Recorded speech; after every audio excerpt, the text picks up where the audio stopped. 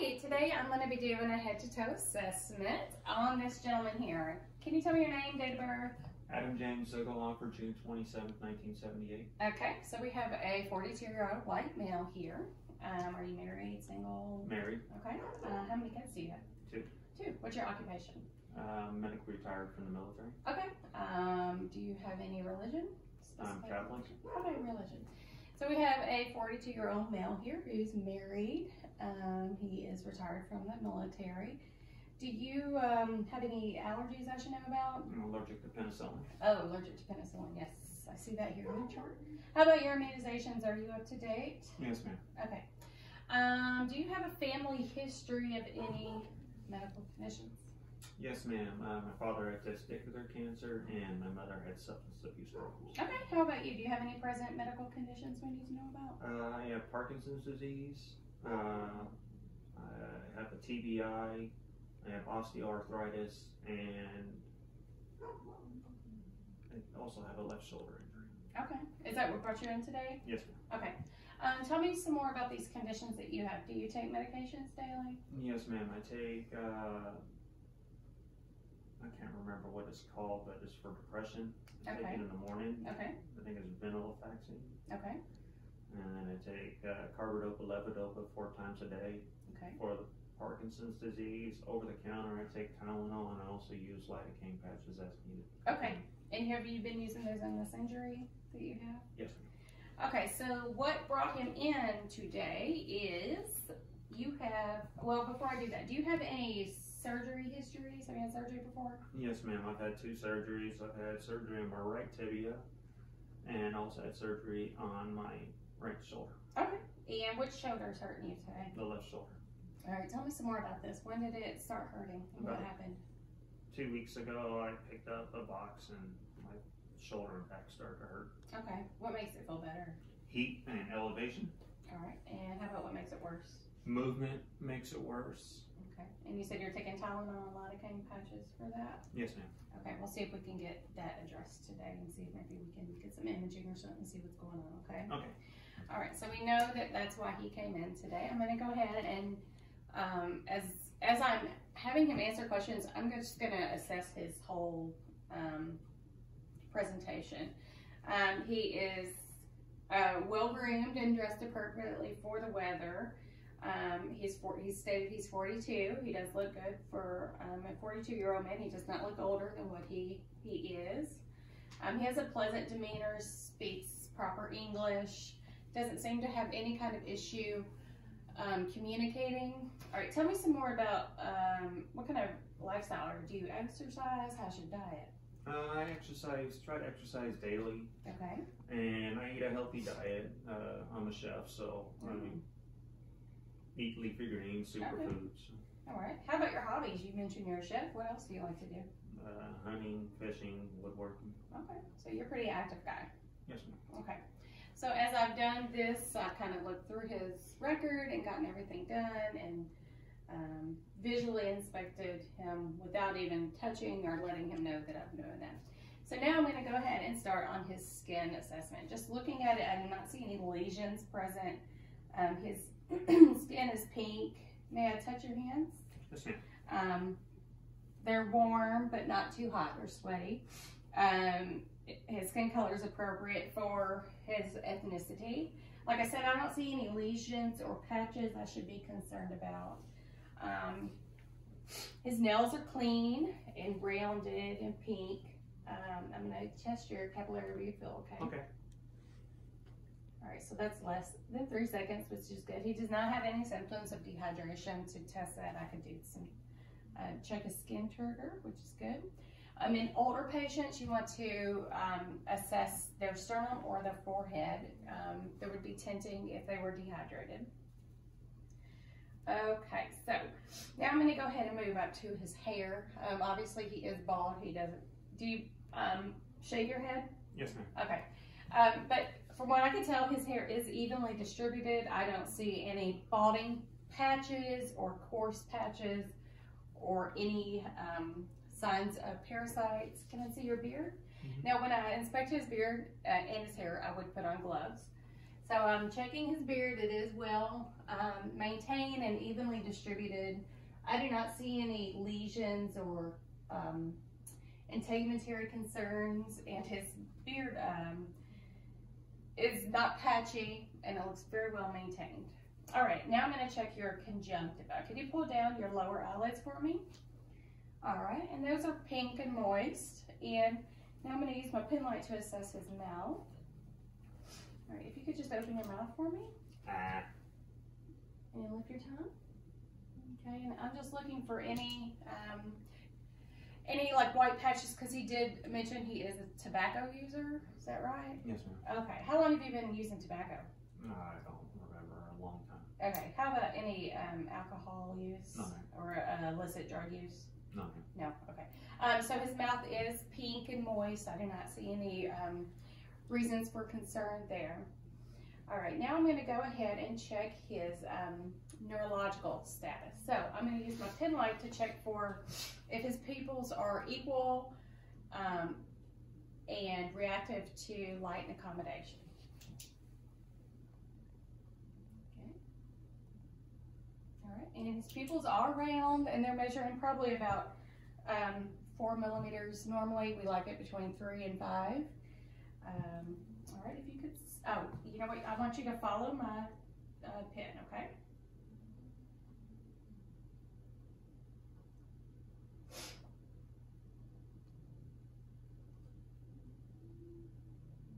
All right, any issues with that, any pain? No, ma'am. All right, can you go ahead and stand up for me?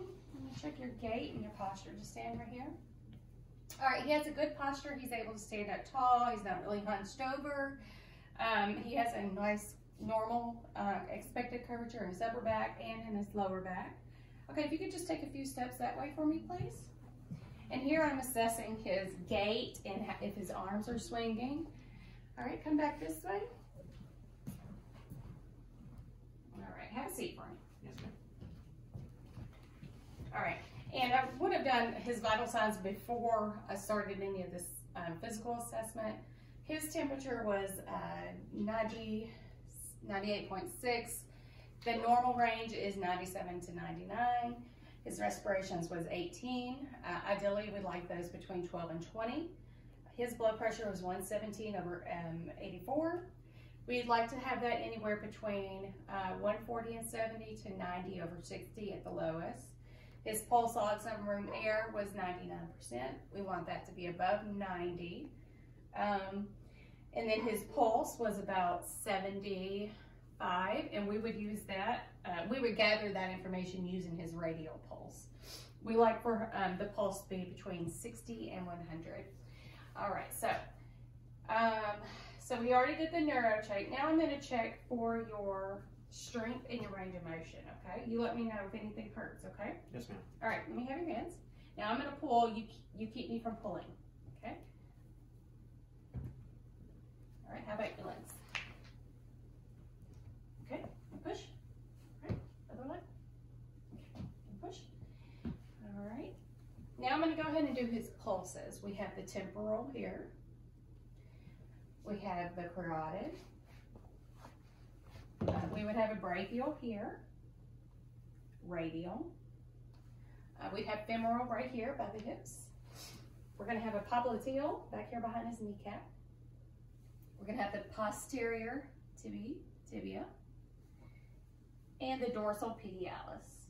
And while I'm down here, I'm going to go ahead, can you pull up your pants legs? Yes, I'm going to go ahead and assess his lower extremities for any edema and temperature. I'm going to use the back of my hands. He is warm. The hair is evenly distributed. I do not see any discoloration that would imply any venous deficiency. Okay, and we already did your strength down there. You can go ahead and put your shoes back on. Yes, ma'am.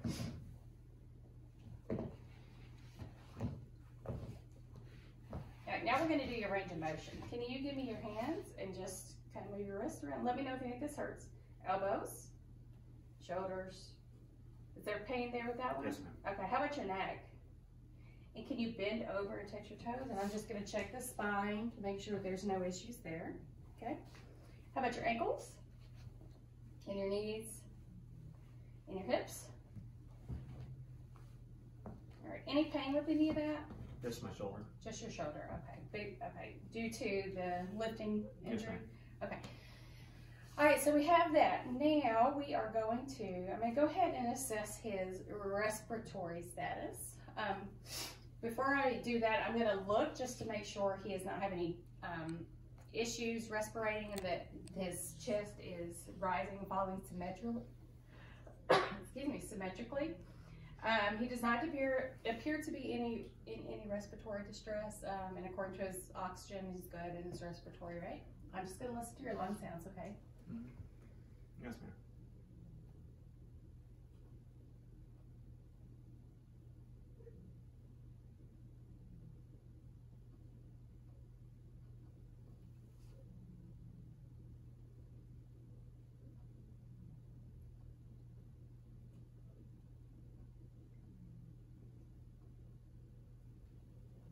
All right, your lung sounds are clear. We would not want to hear any adventitious breath sounds or wheezing or crackles or stridor or rails.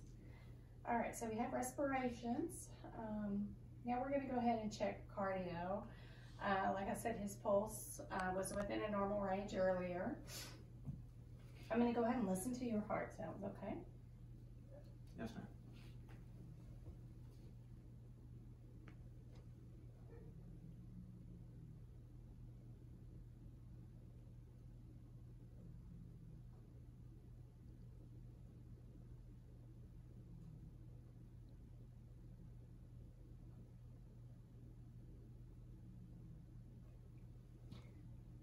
Okay, his heart sounds, nothing is concerning to me.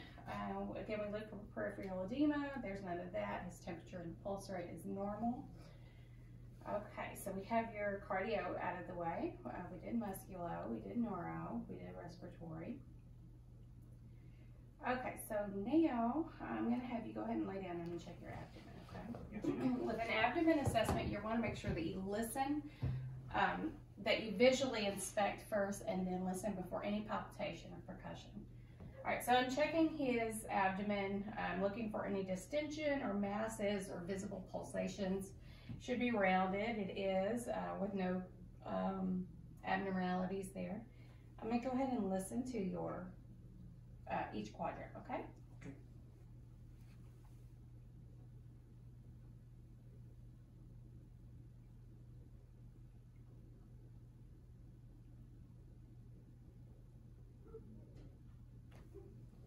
All right, with each quadrant, you want to listen for about 30 seconds to a minute. If you don't hear any sounds within 5 minutes, that is concerning.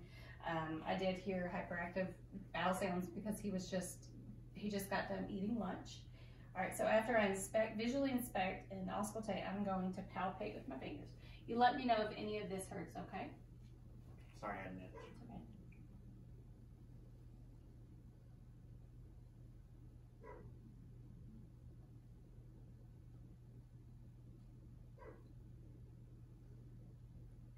Okay, anything hurt? No, ma'am. Okay, at this point, if he had an ostomy, I would go ahead and observe that. It should look beefy red.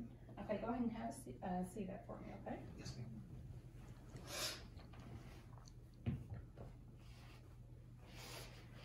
ma'am. Okay, now we are going to go ahead and talk about his urinary system. No, let me rewind, go back to gastro, his abdomen. We're going to go ahead and do GI. Can you tell me when your last bowel movement was? This morning. Okay, and what color was it? Brown. Okay, was it hard, soft? Hard. Okay. Do you have any history of constipation or diarrhea? Constipation from Parkinson's. Okay. And how do you resolve that?